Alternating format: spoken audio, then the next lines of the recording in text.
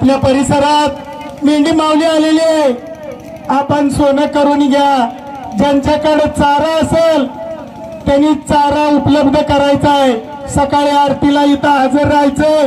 प्रत्येकाने ज्यांचा चारा असेल त्यांनी मेंढीच्या कळपात जायचंय। मेंढी माऊली चारण्यासाठी मगाशीच मामांनी ओवीमधून सांगितलंय मामांची सेवा कशी करायची।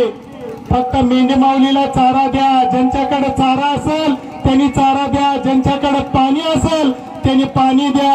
मेंढी माऊलीची सेवा करा। पुन्हा कधी येईल सांगता येत नाही। हे लक्ष्मी माऊली आहे आपल्या पंढरपूर परिसरात वाकरी परिसरात आलेले आहे। तरी ज्यांनी जशी जमाल तशी सेवा करा। माझा मामा कुणाचाही उपकार ठेवणारा नाही। मामांनी सांगितलंय मी कुणाच्या ऋणात राहणार नाही।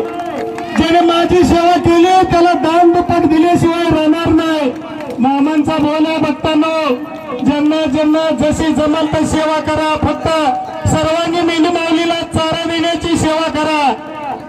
काहीच कमी पडणार नाही। देव आपल्याला भरभरून दिल्याशिवाय राहणार नाही। मेंढी माऊली दिवसभर चरल्यानंतर संध्याकाळी मामाला सांगत असते अमुक अमक्यानं मला पोटभर दिलंय, त्याचं काय असेल ते मामा बघ। आपण सांगायची गरज नाही भक्तांनो, सेवा करा। नक्की मेवा दिल्याशिवाय मामा राहणार नाही। बोला बोला बाळू मामांच्या नावाने, बोला बोला बाळू मामांच्या सेवा मेंढ्यांच्या नावाने, बोला बोला बाळू मामांच्या देवा घोड्याच्या नावाने। जय बाळू मामा।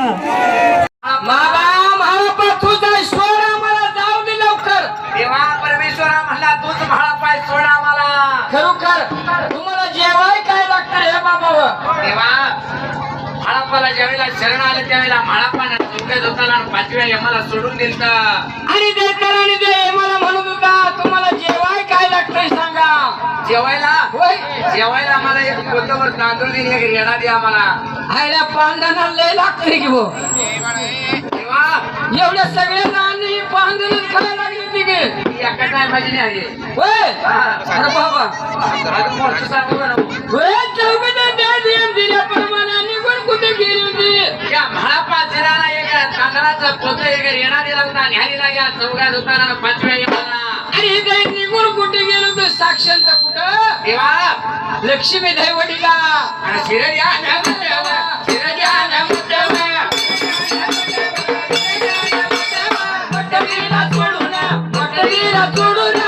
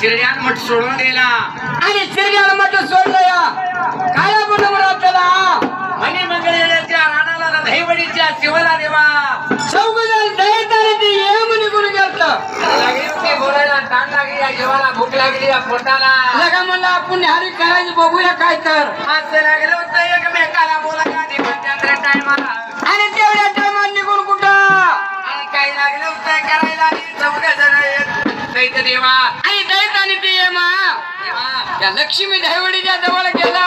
दहीवडीच्या जवळ जाऊन काय करणे लागण्याला करायला देवा हे स्वतः मात्र जेवायची तयारी आपण करूया लवकरात लवकर।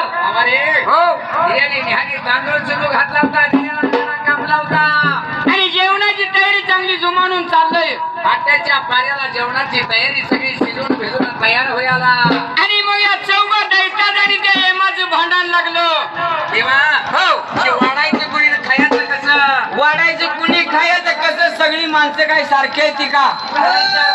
म्हणाला देवा त्या तर वेळेला कोणत्या ज्यादा खाणार कोण कमी खाणार म्हणण्यासाठी काही खाणं निघायला या लक्ष्मी देवळीच्या गावाला चौघाचा दैत आणि त्या यमाची भांडणं लागली आणि एवढ्या आवडीला कोण आलं होतं या यमाच्या जवळच्या बाजूला वाण्याचा पाटील विधी करायला निघालाय. पाटीलच्या पाऱ्याला निघून चाललेला यो पाटील देवा धुल्यासारखा पळत गेला आणि असणाऱ्या चौघे जण देवाच्या वेळेला अहो पाहुणे इकडे आम्हाला 2च मिनिटं. अरे बोला या पाहुणे सांगा या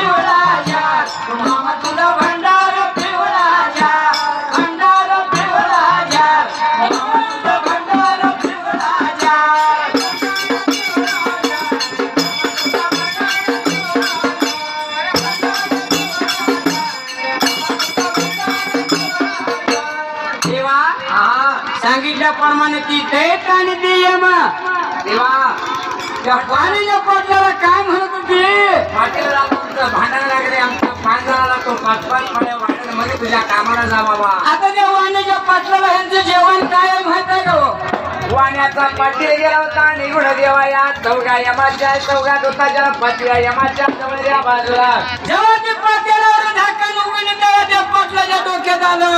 पाटलाच्या डोक्यात आलं बाबा ही जेवण मुक्ता देवा आणि ती आता पण जायचं कसं वाण्याच्या पाटलाने देवा तिसऱ्या हांड्याला हात लावल्याला आणि या चौघा दैत्याला आणि त्या यमाला 5-5 फळ्या वाढला हातानं 5-5 फळ्या वाढून पाटील निघून गेलं देवा निघून गेला पण काय लागलं देवगा झालेला आता चालू करी एवढं चाललंय पाहुणं देवा काय यमानं सांगितलं होतं पाटील तुम्हाला मान सगळा सत्ययुगात झालेली गोष्ट कधी युगात चालत होय आणि पाटलानं 5 फळ्या वाढल्याशिवाय या देवाची दसरा होईल आणि आता सुद्धा सध्या पाटलाचं बोलणं तरी विनंती आहे दक्षिणेला देवाला पाहिजे तेव्हा आपल्याला मोबाईल पाटील या पाटलाला अनुभव होय तर काय नाही तर सगळं बंद पडून बसेल आणि तुमचा विचार केलेला म्हणा ध्यानाला देवा चौघ्या दुकानी 5वा वेळेला आणि जेवण का नाही गेलं होतं आणि भाग काय केलं महापाचनानं काही करणे करायला देवा देवा खरंच नव्हतं माझ्या मनी मुळीच नव्हतं माझ्या मनी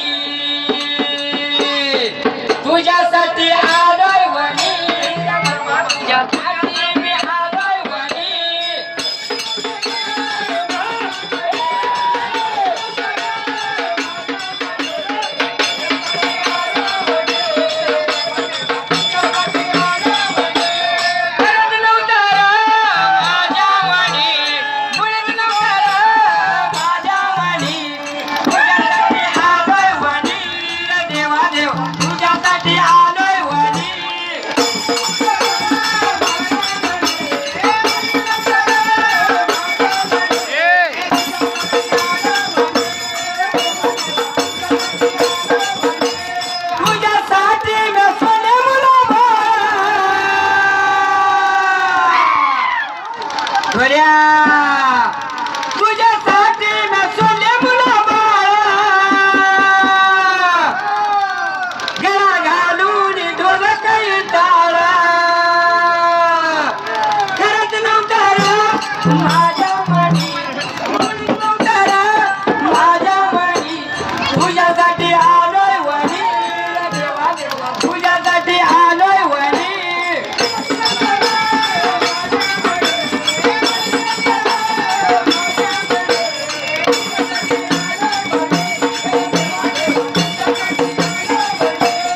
तुझ्यासाठी मी सोन्याई बापा कशासाठी त्या मामासाठी तुझ्यासाठी मी सोन्याई बापा पाठी राहू दे तुमचा आशीर्वाद खेळत नव्हतं रे माझ्या मनी खेळत नव्हतं रे माझ्या मनी तुझ्यासाठी आलोय वनी तुझ्यासाठी आलोय वनी